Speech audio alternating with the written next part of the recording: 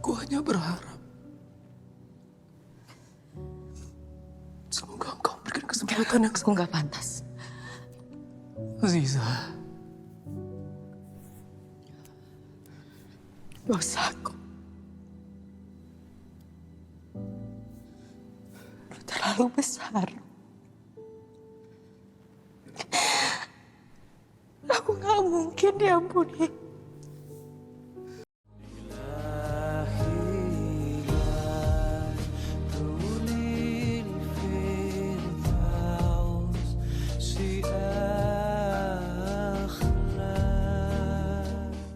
Kodrat 2 disutradarai oleh Charles Khojali. Ia juga menulis cerita film ini bersama Asaf Antariksa dan Ghea Reksi. Setelah kehilangan anaknya, Ustadz Kodrat harus menghadapi ujian yang lebih sulit lagi. Kini Aswala mengincar istrinya Ajijah. Iblis ini terus mencari cara untuk menghancurkan iman Kodrat agar ia tunduk kepadanya dan meninggalkan Allah. Kodrat emang sesuai dengan hype dan hasil box office-nya. Bisa-bisanya nuansa islami digabung dengan genre superhero dan juga horor. Sebuah tontonan yang segar di ranah film horor Indonesia. Nyesel dulu nggak sempat nonton filmnya di bioskop. Begitulah reaksi pertama saya dulu pas nonton Kodrat pertama di streaming. Sayangnya, karena satu dua hal, saya pun nggak nonton film keduanya di bioskop. Ya, I'm sorry about that. Tapi barulah kemarin-kemarin pas saya ke bioskop lagi, saya dapat info dari posternya bahwa universe Kodrat ini akan lanjut lewat film Badut Gendong. Dari sanalah saya baru mengingat bahwa saya belum nonton film Kodrat yang kedua. Jadi kenapa tidak saya nonton aja film Kodrat yang kedua sebelum nanti nonton film Badut Gendong. Dan dilihat dari box office-nya pun, universe ini ternyata berhasil menemukan penonton film Indonesia dan cukup dinikmati juga oleh penonton film Indonesia. Akhirnya nontonlah saya film Kodrat 2 ini lagi-lagi di streaming. Dan sama dengan film Kodrat yang pertama, lagi-lagi saya cukup menyesal tidak menonton filmnya di bioskop.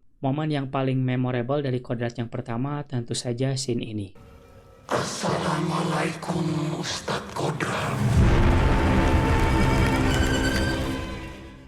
Sound design dari suara iblis Aswala dibarengi musiknya berhasil membuat saya merinding pas menonton scene ini. Tentu saja atmosfernya bakalan lebih terasa apabila kita menontonnya di tempat yang gelap dengan sound yang proper. Momen ini berhasil lah membuat saya cukup menyesal untuk nggak nonton film Kodrat yang pertama di bioskop. Dan lagi di film Kodrat yang kedua ini, sound design dan visualnya lebih dipus lagi supaya lebih imersif untuk dinikmati di bioskop. Terutama penggambaran musuh utamanya yaitu iblis Aswala. Saya sangat menikmati sekali penggambaran iblis yang satu ini. Kodrat 2 ini dibuka dengan adegan yang sama kuatnya seperti film pertama. Shock terapi ketika kepala Alif dipelintir mungkin gak akan terkalahkan ya di film pertamanya. Tapi bagi saya, penggambaran dari iblis Aswala di film ini sama baiknya untuk men-set up tone dari filmnya serta universe dari Kodrat ini. Saya sangat suka sekali keputusan filmmakernya yang gak malu-malu untuk nampilin iblisnya di awal film. Setelah porsinya yang cukup sedikit dan juga visualnya yang sedikit di film pertama, kita langsung diberikan penggambaran yang luar biasa dari iblis yang satu ini di awal film. Bagaimana mengerikannya si Aswala ini buat saya sangat tergambar sih hanya lewat opening film ini saja. Mulai dari kostum prostetiknya, visual efek dari karakter gelapnya, sampai sound design dari suara beratnya itu benar-benar luar biasa sih buat saya untuk menggambarkan kengerian dari iblis Aswala ini. Benar-benar membuat saya kaget pas pertama kali nonton filmnya. Efek kejut opening film ini bukan dari kejadian yang tak terduga, tapi dari visual iblisnya yang mengagetkan kita. Dan menurut saya opening seperti ini sudah cukup sih, atau bahkan sama kuatnya seperti film yang pertama. Opening ini juga didukung setup cerita yang oke dan penampilan luar biasa dari Acha Septriasa. Cukup dengan openingnya saja sebenarnya kita sudah tahu seberapa penting perannya Aziza di universe Kodrat ini. Saya suka sekali dengan cara penulisan Azizah yang ternyata ada di opening film yang pertama. Tidak terkesan dipaksakan untuk masuk ke cerita di sequelnya ini. Setup seperti ini selain dengan sangat baik memperkenalkan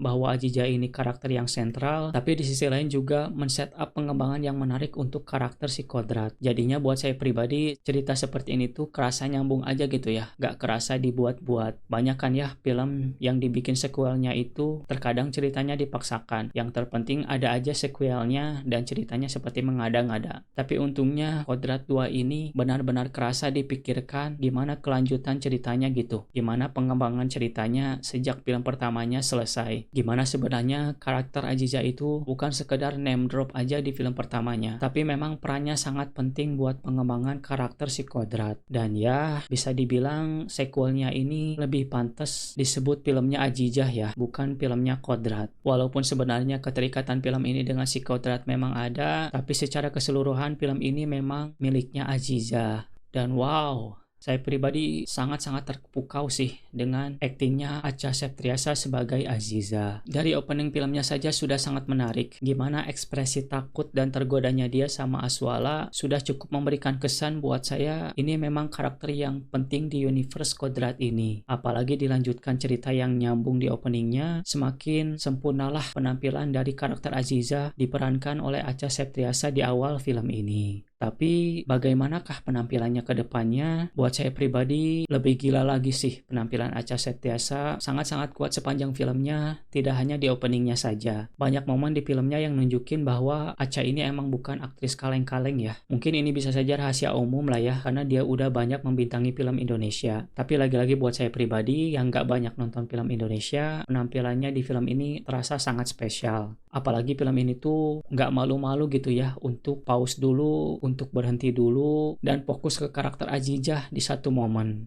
Ceritanya kan Azizah ini musyrik ya di awal film. Itu yang membuatnya menyesal dan susah untuk kembali ke jalan Allah, untuk taubat kepada Allah Subhanahu wa Ta'ala. Saya sangat suka sekali scene ketika Azizah ini sholat. Yap, it's amazing.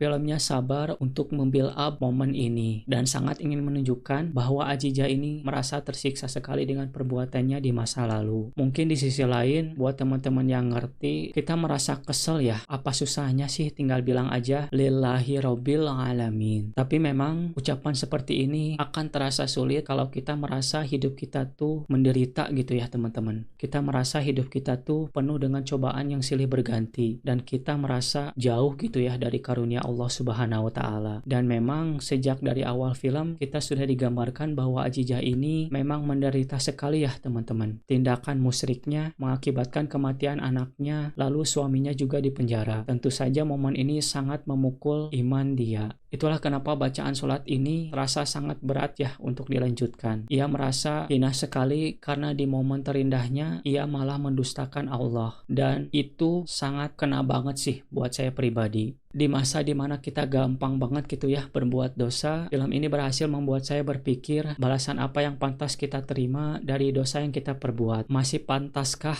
kita disebut muslim? Bahkan dari bacaan sholat saja kita tidak percaya dan tidak menjalankannya. Ya, memang berat ya teman-teman kalau kita semakin menelaah isi dari film Kodrat ini. Tapi oke lah teman-teman, mari kita fokus ke Azizah saja. Karena yang paling penting dengan scene ini buat saya penampilan Acha Septriasa sangat-sangat luar biasa. Tapi tidak berhenti di situ ya teman-teman. Akting luar biasa dari Acha Septriasa berlanjut dengan chemistry-nya yang sangat klop dengan Vino G. Bastian. Entah kenapa, walau tanpa penggambaran yang lebih tentang gimana hubungan awal antara Kodrat dan Azizah ini, chemistry Vino dengan Acha kok bisa langsung nampak ya. Hanya dari menit pertama mereka berbarengan dalam satu scene. Mungkin karena mereka berdua sudah lama ya melanglang buana di dunia acting, keduanya langsung klop hanya dari scene pertama mereka bareng. Apalagi pilihan dari direkturnya untuk tidak meng-cut adegan reuni mereka. Benar-benar membuat momennya luar biasa sih menurut saya. So ya,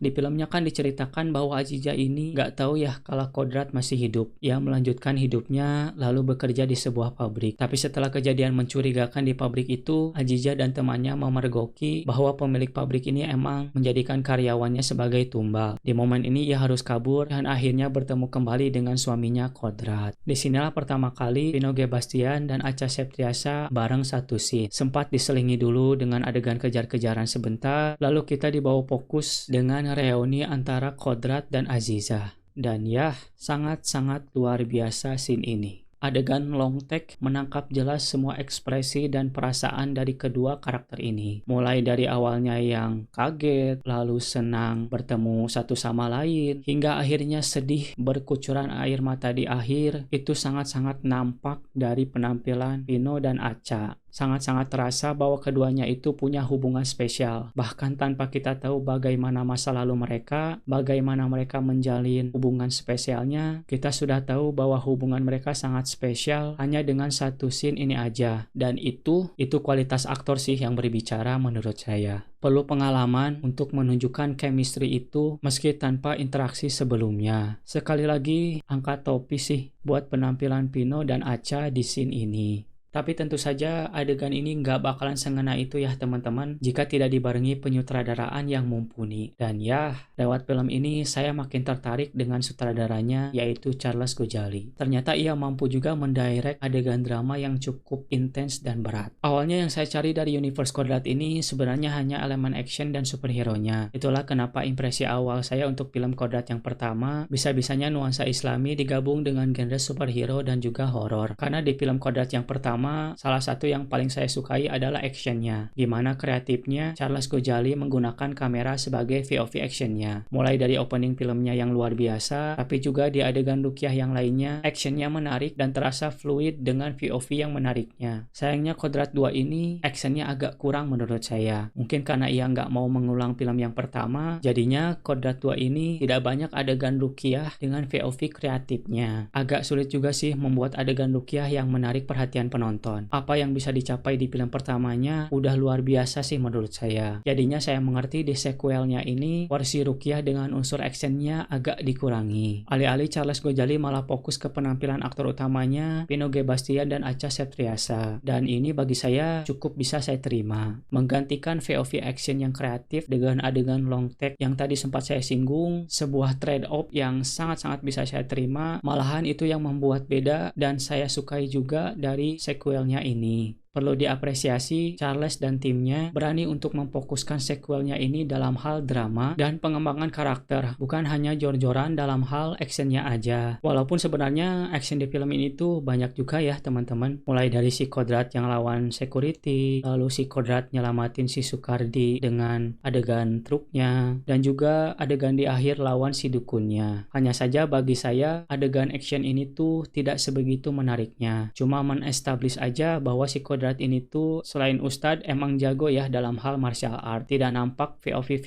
menarik dari actionnya, sekedar adegan action berantem aja. Walaupun gak jelek juga ya teman-teman adegan actionnya. Koreografi dari Kang Cecep Arif Rahman dieksekusi dengan baik oleh Vino G. Bastian. Hanya saja adegan-adegan action ini bagi saya terasa selingan aja. Karena balik lagi, yang sebenarnya mau difokuskan Charles Gojali dan timnya di film ini adalah Azizah dan Kodrat, yang pada akhirnya membuat kita masuk ke ending filmnya. Oke teman-teman, sebenarnya beberapa spoiler udah saya sempat singgung ya di beberapa poin yang tadi. Cuma kali ini saya mau fokus bahas ending filmnya yang tentu saja sangat spoiler. Jadi buat teman-teman silahkan tonton dulu filmnya, lalu balik lagi ya ke sesi spoiler ending yang satu ini. Oke, kali lagi saya peringatkan, spoiler alert.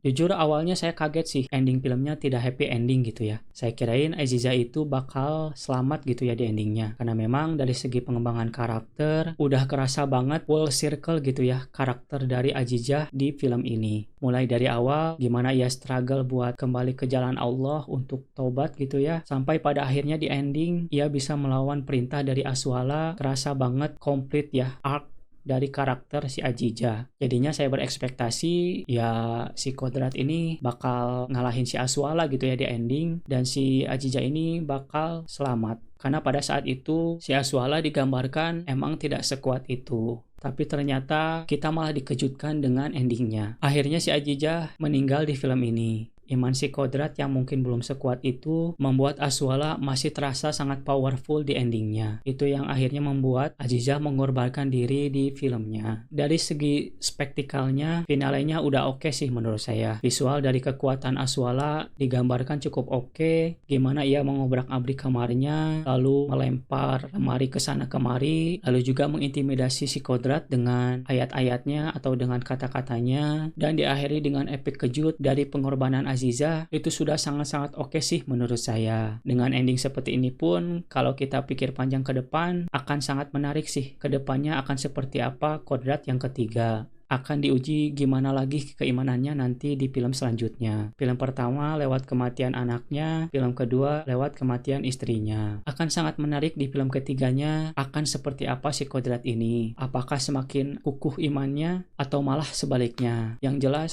ini membuat semakin personal sih cerita filmnya, semakin mengkerucut hubungan antara Aswala dan Kodrat. Jadi mungkin di film ketiganya akan memuncak pertarungan antara Aswala dan Kodrat. Menarik sih teman-teman, resolusi dari keduanya akan seperti apa nanti di film ketiga. Jujur, saya sangat-sangat menantikan sih nanti film ketiganya akan seperti apa. Tapi yang jelas dengan ending seperti ini, lagi-lagi perlu diapresiasi Charles dan timnya tidak mengambil jalan nyaman, tidak mengambil happy ending gitu ya buat film Kodrat kedua ini. Tidak seperti film pertamanya. Mereka berani untuk mengakhiri filmnya dengan cara yang beda gitu ya, dan mencari jalan susah untuk nanti cerita film ketiganya. Efek kejutnya di luar ekspektasi, tapi secara bersamaan berhasil membuat saya penasaran film selanjutnya akan seperti apa. Pada akhirnya, ending film ini menurut saya sama kuatnya seperti opening filmnya. Sangat-sangat saya sukai sekali.